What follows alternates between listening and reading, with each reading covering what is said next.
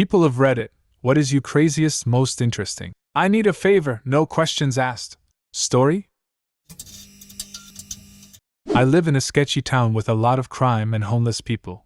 It's practically impossible to exit your apartment without seeing someone homeless. However, they're generally really nice and therefore I'm nice to them too. A few greet me when I walk by because I give them my leftovers sometimes. Well, one particular hobo and I are good friends. By friends I mean we talked that one time when I was going home from a frat party and he told me I was aight. Anyway, he saunters up to me one night when I was walking home and asked me to do him a favor. He wanted me to take another route home but didn't explain why. Now I typically don't follow instructions from the homeless in the middle of the night, but something in my gut told me to listen to him. Probably because for the first time since I've seen him, he looked sober. So I did. The next day I heard by word of mouth that a woman was raped.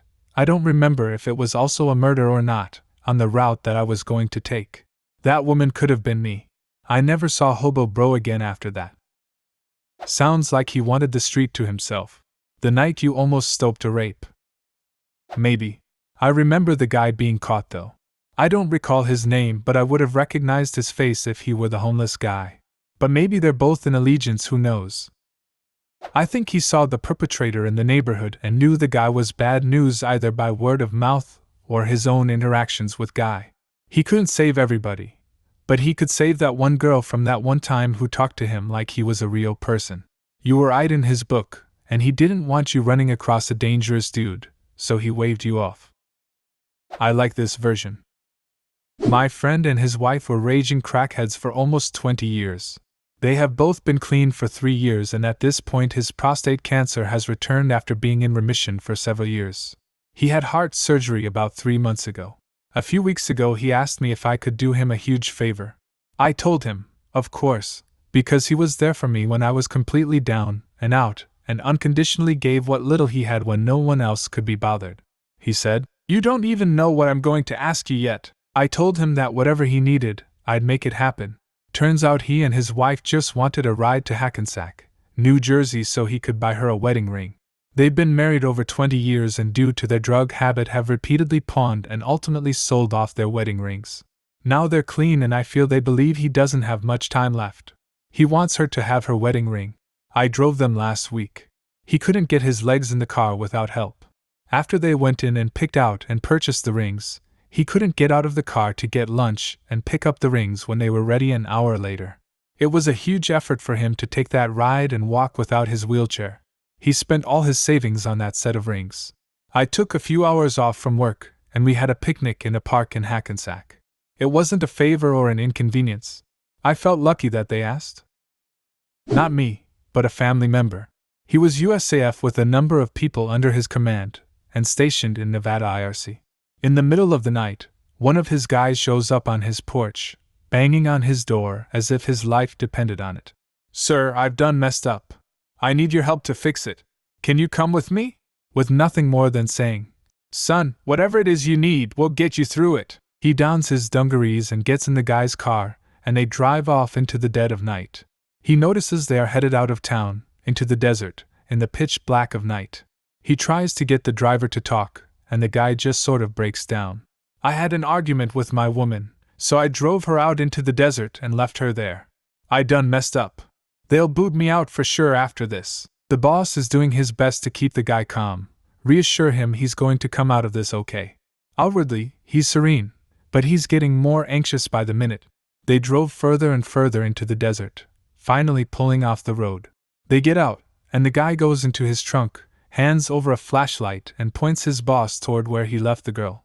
Boss starts calling out, hoping the girl was nearby, and turns to ask the airman for his girl's name. While turning, the beam of his flashlight hits the guy, and all the tumblers scarily clicked into place. The airman was carrying a shovel. In the heat of an argument, the airman strangled his gal to death and drove her out into the desert in a state of panic over what he'd done. So he went to the one guy he knew could help him to set things to rights, his boss. His boss that somehow now found himself helping to dig a shallow grave and trying to seem supportive after all. Here he was in the desert with a killer. Nobody knew where he was and certain death awaited, at the hands of this guy or those of Mother Nature, if he couldn't keep a cool head. The officer was smart about it. He convinced the airman to bury her shallow, so the scavengers could come and clean up, and so the job only took a few minutes. They go back to the car, and he casually manages to leave the shovel stabbed upright into the roadside, to mark the location. On the drive back into the city, the airman is almost euphoric, relieved. The boss keeps reassuring him all the way back into town, just waiting to get out of the danger zone that is the desert. As they pull into the city, the boss has his airman pull into an all-night drive-in diner, and then pays for burgers, fries, and shakes. When the meal's almost done, he tells the kid, "You know what you've got to do, son. You know I can't do it for you." The guy kind of nods, walks over to a payphone and dials up the cops to confess. Holy fuck, that was intense. I kept worrying that he wouldn't make it, and then I realized. Who the hell would have told you the story then? My best friend of 4 years called me in the middle of the night asking me to drive him from North Carolina to Minnesota. He said that we had to leave tonight, and I could never ask him about it in the future. I did it. 2 weeks later, I was being questioned by my local police department about a murder he was involved in. Haven't seen or heard from him since. This is a true, no question asked, story. Most of the stories here have a detailed explanation. We found a very real-looking fake hand. We put said fake hand in a Ziploc bag and drove it to Big Eric's, now Big E. As we called him, was a huge Italian guy, roughly 102 kilograms and biceps. We ring the doorbell, and when he answers we look freaked out and say, "Shit, something happened and we need to get rid of this." Eric calmly takes the bag and closes the door without ever saying a word. Eric seems like a good friend to have in a sticky situation. Eric has killed or has helped dispose of a body. I guarantee it. But you can't spell it.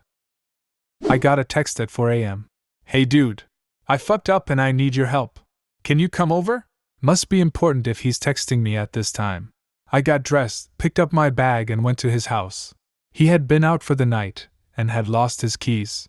He didn't want to wake his brother because they aren't on very good terms and he couldn't get into his own house. He wasn't capable of neither reaching the very tiny window in the second floor, nor was he capable of crawling through it if he could reach it. He's a big dude.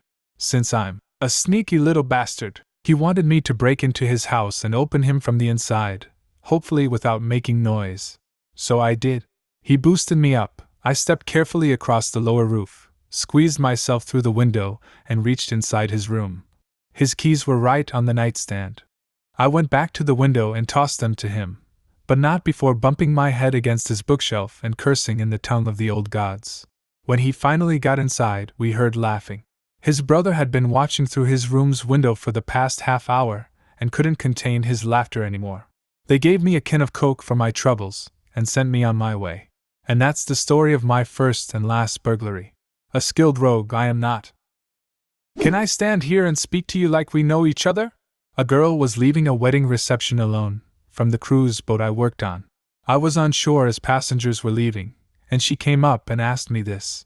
I told her absolutely, and jumped right into the role. She gave me a big hug, and said how good it was to see me. Around then I kept a smile on my face, but asked if something was wrong. As it turned out, there was another guest at the reception making her uncomfortable. She said he hadn't done anything specific, it was just a bad feeling. But she didn't want to go pointing him out, or accusing him of anything. She just wanted to see him to go his car and leave before she went out to the lot. Once that happened, we chatted another few minutes before she was on her way. About a year ago my roommate asked me to squeeze her boob as hard I can. I asked her why. She told me to just do it. So I oblige her, and she stands there with eyes closed for 5 seconds, then runs out the apartment door giggling. She denies it ever happened now. Been waiting for a chance to share this one. Earlier this year, at around 1 a.m. on a Wednesday morning, I get a call from a friend who lives nearby. He was in total panic, and the only words he could get out to me were, "Dude, open the gate and turn off all the outside lights. Hurry."